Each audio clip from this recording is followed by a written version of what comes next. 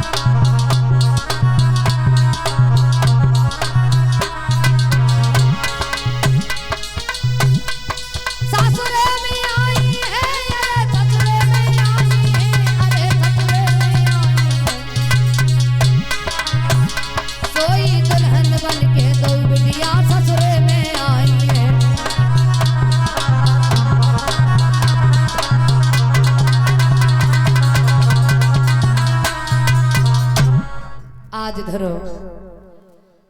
हाथी कंस से जब युद्ध हुआ तो कंस ने हाथी को परास्त कर दिया है, और जब हाथी परास्त कर दिया तो एक नहीं अपनी दोनों बेटियों का विवाह कंस के साथ में कर दिया। अस्थि और प्राप्ति दुल्हन बनकर के जब आई हैं तो कंस ने विचार किया वह हमारा तो विवाह हो गया, तो हमें अपनी बहन का भी विवाह कर देना चाहिए।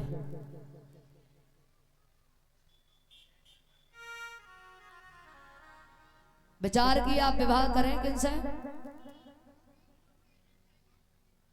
कंस ने सोचा कि जो बटेश्वर के रहने वाले सूरसेन, इनके पुत्र वसुदेव, ये ही हमारी देवकी के लिए उचित रहेंगे। तो महाराज विवाह तय कर दिया है, और जब विवाह तय कर दिया और महाराज ये देख लेना चाहिए कि जहाँ पर हम अपनी बेटी का विवाह कर रहे हैं वो हमारी बेटी के अनुकूल पर है या नहीं, तभी विवाह करना चाहिए। क्योंकि अगर लड़के का घर परिवार अच्छा है, लड़के के माता पिता अच्छे हैं, लड़के का बैकग्राउंड अच्छा है, लेकिन ये जरूरी नहीं है कि लड़का अच्छा ही होगा। अगर लड़के के माता पिता अच्छे हैं तो ये जरूरी है कि लड़का अच्छा ही होगा। क्योंकि महाराज जीवन में संगत का बहुत बड़ा प्रभाव पड़ता है। एक बूंद जो आकाश से गिरती है, अगर वो नाली में पहुंच जाए तो गंदी नाली बन जाती है। वही बूंद यदि गन्ने के खेत में पहुंच जाए तो मीठी हो जाती है। वही बूंद नीम के पौधे में पहुंच जाए तो कड़वी हो जाती है, और वही बूंद समुद्र में पहुंच जाए तो खारी हो जाती है। वही बूंद केले के मुख में पहुंच जाए तो कपूर बन जाती है, और वही बूंद सर्प के मुंह में पहुंच जाए तो हलाहल जहर बन जाती है। और वही बूंद सीपी के मुख में पहुंच जाए तो मोती बन करके निखर जाती है। बूंद एक ही है, लेकिन इसके अलग अलग रूप क्यों हुए? एक संगत के कारण। जिसने सीप की संगति की वो मोती बन करके निखर गया, और जिसने सर्प की संगति की वो हलाहल जहर बन गया।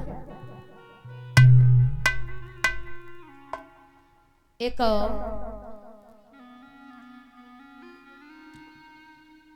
श्रीमान जी अपनी बेटी के लिए वर देखने के लिए चले, तो उन्होंने अपनी श्रीमती जी से पूछा कि आप ये बताइए घर में क्या क्या होना चाहिए और क्या क्या नहीं होना चाहिए, वो आप हमें बता दीजिए।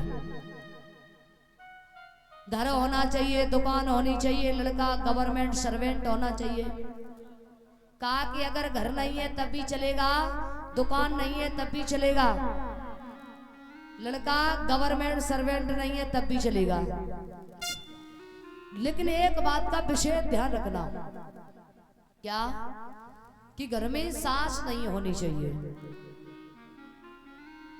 झगड़ा जो है ना वो सासू माँ से ही शुरू होता है, और गलती एक तरफ नहीं, गलती दोनों तरफ है। कि बहुअन को देखो तो सासुन से नित उठ के काम कराती है। अरे घर को जितनो काम काज सब सासुन पे ही करवाती है। घर को खाना नी को न लागे, होटल को ललचाती है। अरे पति सेवा तो बाहर गई बे, उलटोई रुआब जमाती है। पति की सेवा कौन करे? और कछु कछु पति ऐसे मन चले मिल जाते हैं जो सवेरे श्रीमती जी ना उठ पाई ता से पहले चाय बनाए के ले आई, ले नमकीन चाहिए बिस्किट।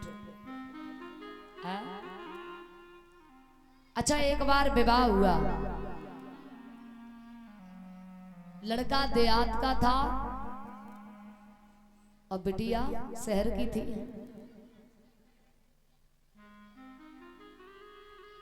विवाह हुआ तो पहले विवाह तो हो जाते थे परीक्षित जी, लेकिन विदाई नहीं होती थी, जिसे बोलते थे गौना। विदाई साल 2 साल 3 साल बाद होती थी, जिसे गौना बोलते थे। अब विवाह तो हो गया लेकिन विदाई नहीं हुई। तो एक दिन लड़के ने अपनी माँ से कहा कि माँ हमें तो दुल्हन से मिलना है, दुल्हन के पास जाना है। तो माँ ने पहले ही पत्र भेज दिया कि आपके दामाद जी आ रहे, फलानी तारीख को आएंगे, फलानी ट्रेन से आएंगे। अब सब तैयारियां होने लगी, दामाद जी आ रहे, दामाद जी आ रहे, साली अलग का जीजा जी आ रहे। महाराज सब तैयारियां हो रही हैं। अब क्या हुआ, जब सभी तैयारियां हो रही हैं तो माँ ने तैयार किया, कहा कि बेटा तुम ससुराल में जा रहे हो, तो अगर कोई तुमसे कुछ पूछे तो केवल हाँ ना में जवाब देना, ज्यादा बात मत करना क्योंकि ससुराल है। और दूसरी बात यह है कि तुम ससुराल जा रहे हो तो नीचा कोई स्थान दिखाई पड़े उसमें मत बैठ जाना, जो सबसे ऊंचा हो उसी पे बैठना। बोले ठीक है। अब माँ ने तैयार किया। अब जैसे ही चले तो ससुर जी उन्हें लेने के लिए आए। बोले बेटा ट्रेन में कोई मुसीबत तो नहीं हुई? बोले हाँ, क्या मुसीबत हुई? बोले ना ना। अब उन्हें ये भी नहीं मालूम है कि कौन सी जगह पर हाँ बोलना, कौन सी जगह पर ना बोलना है। अम्मा ने कह दिया कि हाँ ना में जवाब देना है। ससुर जी लेकर के गए तो कमरे में जाकर के बैठ गए। अच्छा, कमरे में देखा कि चारपाई पड़ी हुई है, अलमारी भी रखी हुई है, कुर्सियां भी पड़ी हुई हैं। माँ ने कहा था जो सबसे ऊंचा स्थान हो उसी पे बैठना, ससुराल है। तो जाकर के जैसे तैसे अलमारी पे बैठ गई। साली आई, बोले जीजा जी आप तो बड़े मजाकिया मजाक कर रहे हो। अब साली ने ये समझा कि जीजा जी बड़े मजाकिया है, मजाक कर रही है।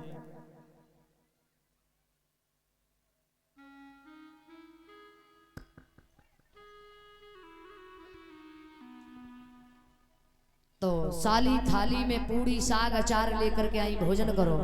अब जैसे ही भोजन करने के लिए बैठे, अच्छा शहर में पूड़ियाँ बनती हैं छोटी छोटी, देहात में बनती हैं बड़ी बड़ी, जैसे हमारे यहाँ बहुत बड़ी बड़ी बनाई जाती है। तो अब उन्होंने एक पूड़ी उठाई, साग लगाई, खाई। तो जो लोग वहां पे बैठे हुए थे वो सब हंसने लगे। तो पत्नी को ये अच्छा नहीं लगा, तो पत्नी ने इशारा दिया कि एक पूड़ी को 2 भाग में डिवाइड करना है, 2 बार में खाना है। अब उन्होंने 2 पूड़ियां उठाई, साग लगाई, खाई।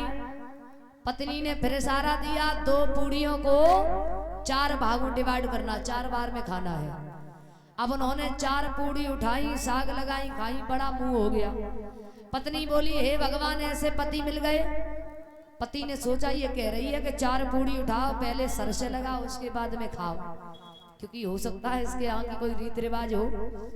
अब उन्होंने 4 पूड़ी उठाई, सर से लगाई, उसके बाद में खाई। ससुर जी बोले बेटा चलो कहीं घूमने के लिए चलते, बोले चलो। तो ससुर जी उन्हें घुमाने के लिए ले गए। तो एक नदी को देखा, बोली ये नदी किसने खुदवाई? कहा कि आदि तुम्हारे बाप ने खुदवाई, आदि हमने खुदवाई। क्यों? बोले आदि तुम्हारे बाप ने इसलिए खुदवाई जो तुम जैसा बेटा पैदा किया, और हमने आदि इसलिए खुदवाई जो तुम जैसे को अपनी बेटी का विवाह कर दिया।